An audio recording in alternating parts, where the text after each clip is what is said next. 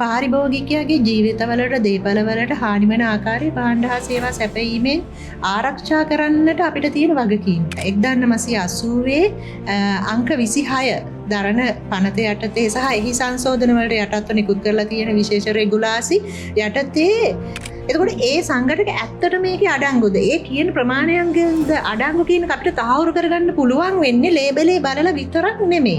ලදරු ආහාර ගබඩා කිරීමේදී තිබෙන කොන්දේසි සහ කල්ලිකුත් වීමේ දිනයන් ලදරු ආහාරවලට කෙසේද බලපාන්නේ සහ එය නොසලකා හැරියොත් මොන වගේ අවදානමක් ඇති වෙන්න පුළුවන්ද කියන වගේ මම ඔබතුමියගෙන් අසා දැනගන්නට කැමතියි. තමන්ගේ නිෂ්පාදන වෙළඳපොළට නිකුත් කරද්දී ඒවා අසුරා තැබිය යුතු තත්ත්වයන්, ඒ කියන්නේ උෂ්ණත්වයන්, එහෙම නැත්නම් ස්ථාන සම්බන්ධයෙන් නියමිත තත්ත්වයන්, නියමිත පරිසර සාධක ගැන සැලකිලිමත් වෙලා ඒවා ගබඩා කරන්නට සහ විකිණීම සඳහා ඉදිරිපත් කරන්න. විශේෂයෙන්ම මේකෙදී සඳහන් කරන්න ඕන දැන් ඔය කිරියාශ්‍රිත නිෂ්පාදන තියෙන්නේ. සමහරට යෝගට් වෙන්න පුළුවන්. නැත්නම් මොනවද? මොනවද කිරියාශ්‍රිත නිෂ්පාදන? මේ දේවල් ගැන දැනුවත් වීම අත්‍යවශ්‍යයි ඔබගේ ආරක්ෂාව සම්බන්ධයෙන් සැලකිලිමත් වෙනවා නම්. මේ තොරතුරු කපලා මකලා විකෘති කරලා තියෙනවා. එක්ස්පයරි ඩේට් එක තියෙන දිනේ තවත් එහාට කරලා අවුරුද්දක් මාස 6ක් එහාට කරලා ගහපු මේ නිෂ්පාදන අපි අත්දකිනවා. මීළඟට අපි යොමු වන්නේ අපේ රටට ඉතාම සංවේදී වගකීමක් තිබෙන විශේෂ මාතෘකාවක් ගැන. ඒ තමයි ලදරු ආහාර. එහෙම නැත්නම් බේබි ෆුඩ්ස්. මේවා සාමාන්‍ය ආහාර නෙමෙයි. ඒ නිසාම මේ නිෂ්පාදනය කරනකොට විකුණනකොට දැඩි නියාමන තිබෙනවා. මම දැනගන්න කැමතියි පාරිභෝගික කටයුතු අධිකාරිය වශයෙන් ශ්‍රී ලංකාවේ ත්‍රිපෝෂ සහ අනෙකුත් ලදරු ආහාර නිෂ්පාදනය සඳහා දැනටමත් පවතින ප්‍රධාන නියාමන අවශ්‍යතා මොනවාද යන්න පිළිබඳව. ඔබ මතු කරේ ඉතාමත් වැදගත් ප්‍රශ්නයක්.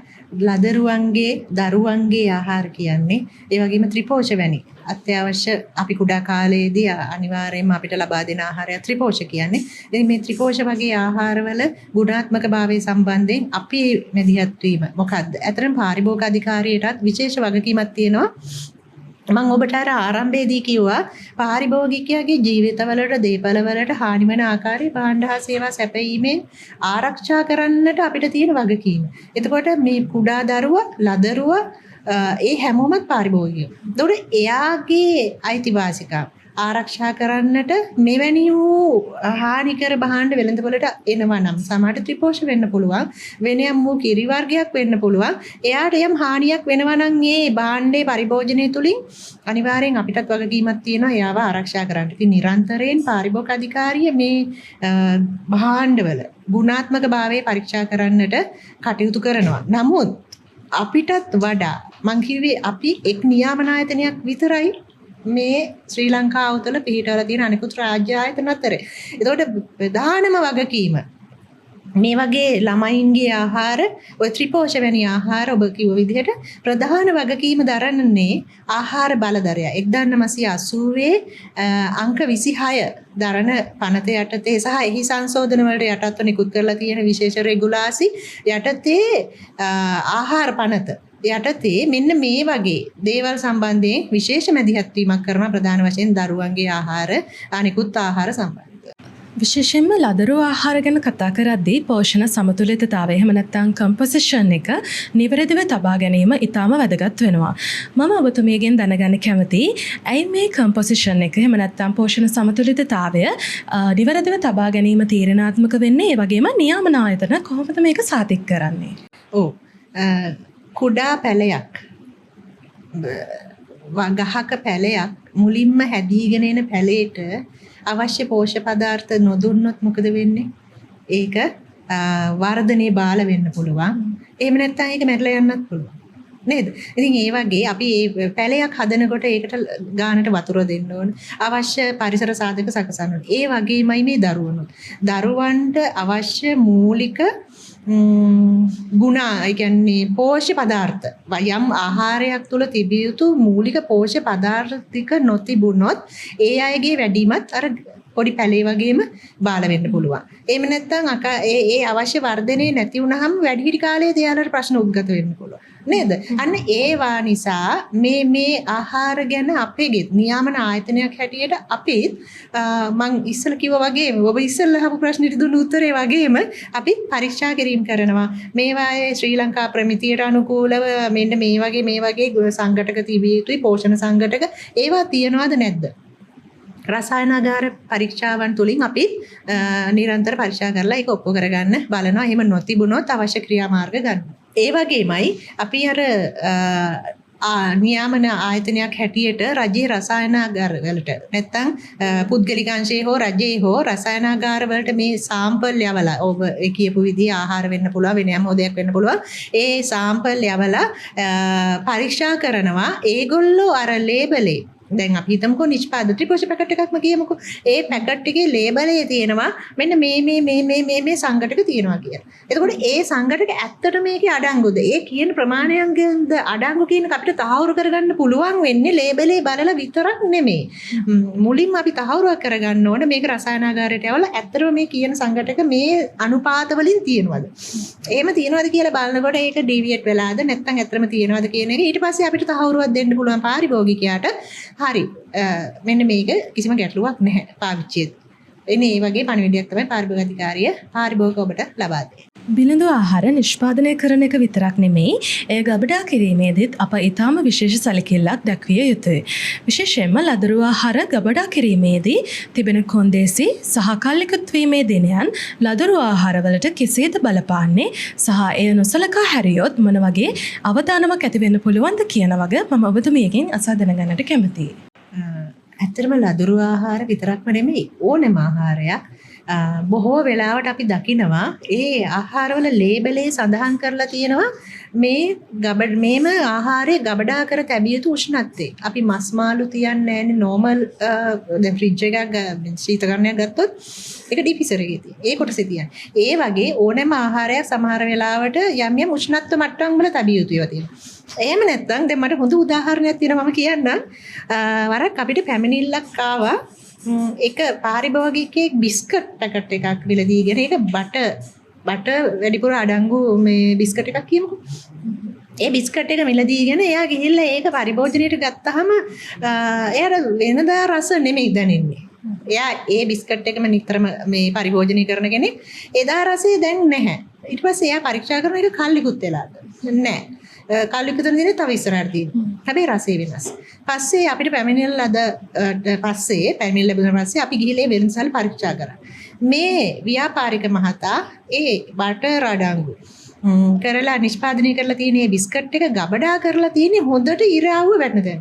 නැගෙනහිර පැත්තට මුහුණ දාලා. එයාගේ රාක්කේ තියෙන. ඉතින් මේකට දිගින් දිගට හැමදාම අවුව වැටෙනකොට අර වගේ සංයුතිය වෙනස් වෙනවා. ඉතින් ඒවා සමහර වෙලාවට මේක නිෂ්පාදන ආයතනක් දැනගත යුතු කාරණයක් තමයි තමන්ගේ නිෂ්පාදන වෙළඳපොළට නිකුත් කරද්දී ඒවා අසුරා තැබිය යුතු තත්ත්වයන් ඒ කියන්නේ උෂ්ණත්වයන් එහෙම නැත්නම් ස්ථාන සම්බන්ධයෙන්ුත් මේ ඒ නිෂ්පාදන වල ලේබලේ සඳහන් කරන්න ඕනේ. මොකද ව්‍යාපාරික මහතුන් ඔය හැම දෙයක් ගැනම අවබෝධයක් නැති වෙන්න පුළුවන්. ඒක නිසා මේ ඉන්ස්ට්‍රක්ෂන්ස් ඒගොල්ලන්ගේ ලේබල් වල නිෂ්පාදන වල ලේබල් මත සටහන් කළ යුතුයි. එහෙම නොවන අවස්ථාවලදී මෙන්න මේ විදිහට සමහර භාණ්ඩ කලිකුතුන දිනේ තව ඉස්සරහට තියෙද්දි ඒකේ මේ පරිභෝජන නුසුසුත්වයටපත් වෙන්න පුළුවන්. ඒ වගේමයි ඒවයි රසය වෙනස් වෙන්න පුළුවන්. ඒක නිසා බොහොම සැලකිලිමත් වෙන්න වෙනවා. ආහාර අසුරා තබද්දී විකිණීම සඳහා ප්‍රදර්ශනය කරද්දී විකිණීමේදී නියමිත තත්ත්වයන් නියමිත පරිසර සාධක ගැන සැලකිලිමත් වෙලා ඒවා ගබඩා කරන්නට සහ විකිණීම සඳහා ඉදිරිපත් කරන්න. විශේෂයෙන්ම මේකෙදී සඳහන් කරන්න ඕන දැන් ඔය කිරියාශ්‍රිත නිෂ්පාදන තියෙන්නේ. සමහරට යෝගට් වෙන්න පුළුවන්. නැත්තම් මොනවද කිරියාශ්‍රිත නිෂ්පාදන චීස් වෙන්න පුළුවන් නේද? ඒ වගේ නිෂ්පාදන විශේෂයෙන්ම පරිසර සාධක සැපුරාලන ස්ථානවලම තමයි ගබඩා කළ යුත්තේ. කියන්නේ ශීතකරණයක තියන්න කියනවා නම් ශීතකරණයකම ගබඩා කර තැබිය යුතුයි. නැත්තම් මේවායේ ඊටමත් ඉක්මනින් මේ ෆංගස් වෙන්න පුළුවන්. උස් හැදෙන්න පුළුවන්. ඒක අනිවාර්යයෙන්ම පාරිභෝගිකයාගේ සෞඛ්‍යයට ජීවිතයට තර්ජනයක්. ඒක ආහාරයට ගැනීම ඉතාම හානිකරයි. ඒ නිසා අපි විශේෂයෙන් සැලකිලිමත් වෙන්න ඕනේ මෙන්න මේ වගේ කිරි ආශ්‍රිත නිෂ්පාදන වෙළඳසල් වල විකිණීම සඳහා ඉදිරිපත් කිරීමේදී ඒවායේ ගුණාත්මක භාවයට හානිය නොවන ආකාරයට ඒවා ගබඩා කරලා තියන්න. මීළඟට මම ඔබතුමියගෙන් අසා දැන ගැනීමට කැමති ලදරු ආහාර නිෂ්පාදන එහෙම නැත්නම් බේබි ෆුඩ්ස් මිලදී ගැනීමේදී දෙමාපියන් ලේබල් වල ප්‍රධාන වශයෙන් පරීක්ෂා කළ යුත්තේ කුමක්ද යනවාද?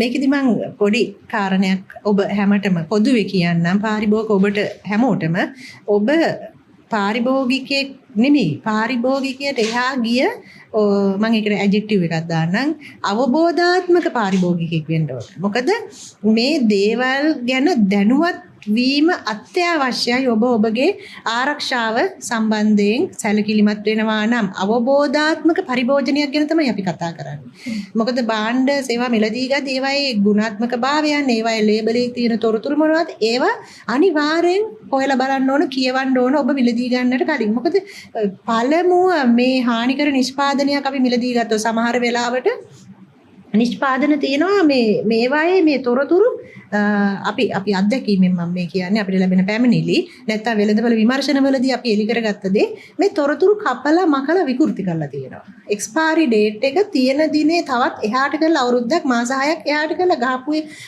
මේ නිෂ්පාදන අපි අත්දකිනවා. ඉතින් එන්නේ ඒ වගේ ඒ තොරතුරු විකෘති කරලා තියෙනවද මේ නිෂ්පාදනයේ පරීක්ෂා කරන්න වෙළඳපොළට ගියාට පස්සේ.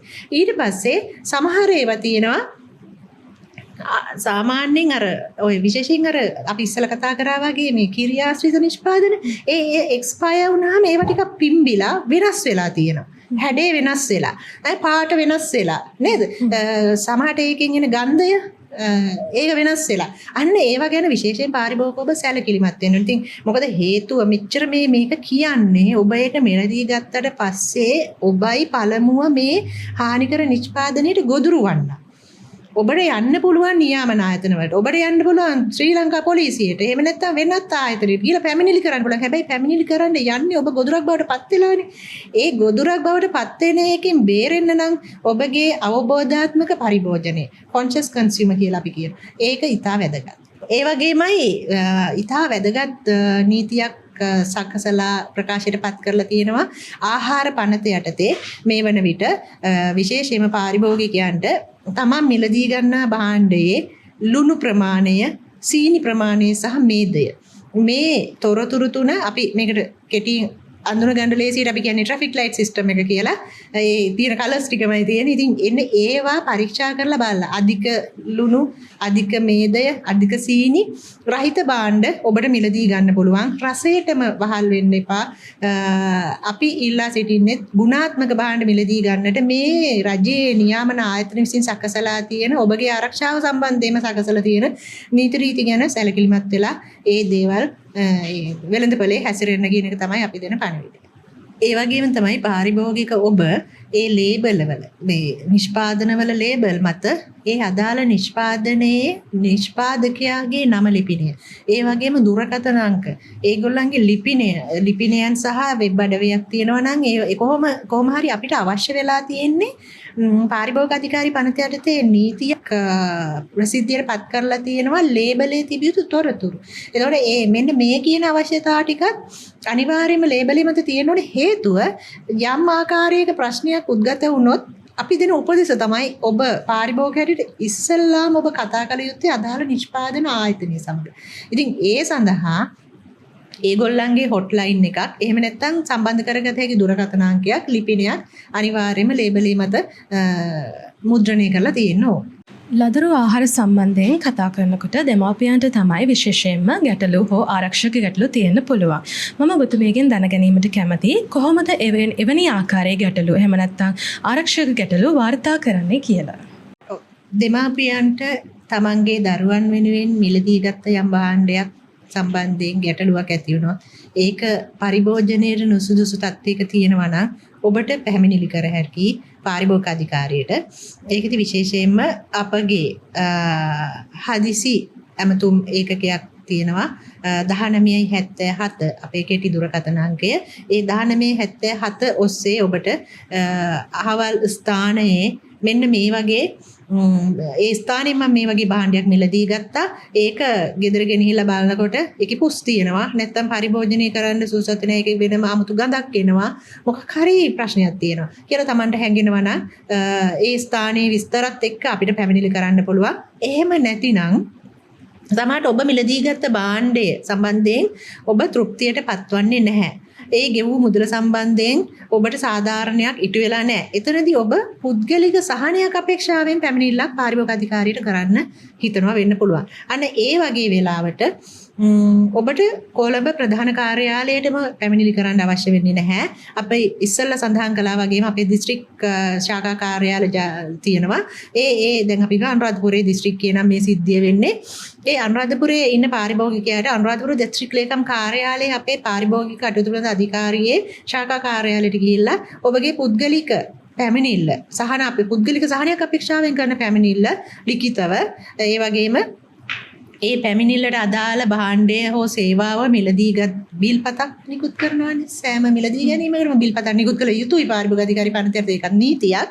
ඉතින් මේ බිල්පතේ ඡායා පිටපතකුත් එක්ක මෙන්න මේ වගේ දෙයක් මට මුණ දෙන්නට සිද්ධ වුණා මේ භාණ්ඩෙ මිලදී ගද්දි. ඒකෙද්දි මට අසාධාරණයක් වෙලා තියෙනවා. ඒ අසාධාරණය වෙනුවෙන් මට මේ භාණ්ඩෙ වෙනුවට අලුත් භාණ්ඩයක් දෙන්න. එහෙම නැත්නම් මේ ගෙවු මුදල මට ආපහු දෙන්න.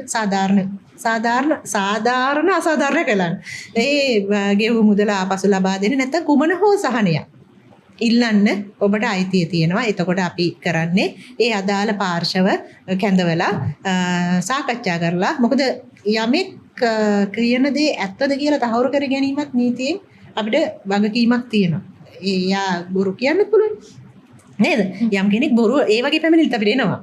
ඉතින් ඒක නිසා ඒක තහවුරු කරගන්න අනික් පාර්ශවෙනුත් අහලා අපි ඒ අවස්ථාවේදී මැදිහත් වෙනවා. පාරිභෝගික අධිකාරිය හැටියට මැදිහත් වෙලා ඒ අසාධාරණ ලක් වූ පුද්ගලයාට සහන සලසන්නට කටයුතු කරනවා. විශේෂයෙන්ම ලදරු ආහාර සම්බන්ධයෙන් යම් අක්‍රමිකතාවක් වෙළඳපොලේ පවතිනවා නම් ඔබ අපිට පැමිණිලි කරන එක එහෙම නැත්නම් 1980 අංක 26 දරන ආහාර පනත යටතේ එම ආයතනයේට පැමිණිලි කරන එක ඉතා හොඳයි. ඉතා ලොකු මෙහෙවරක්. ඔබ ඒ කරන්නේ විශේෂ මෙහෙවරක්. මොකද යම් ස්ථානයක මේ අපේ දරුවෝ තමයි අනාගතේ. නේ? ඒ අයට යම් හානියක් වුණොත් වැඩිහිටියෝ හැටියට අපිටත් ලොකු වගකීමක් තියෙනවා. ඒක නිසා ඒ අයව ඒකෙන් ආරක්ෂා කරගන්නට ඔබ අද අපිට කරන පැමිණිල්ල එහෙම නැත්නම් අදාළ නියාමන ආයතනයට කරන පැමිණිල්ල විශාල මෙහෙවරක් කරනවා. මොකද අපේ අනාගත පරම්පරාව රැක ගැනීම අපේ වගකීමක් වෙන නිසා.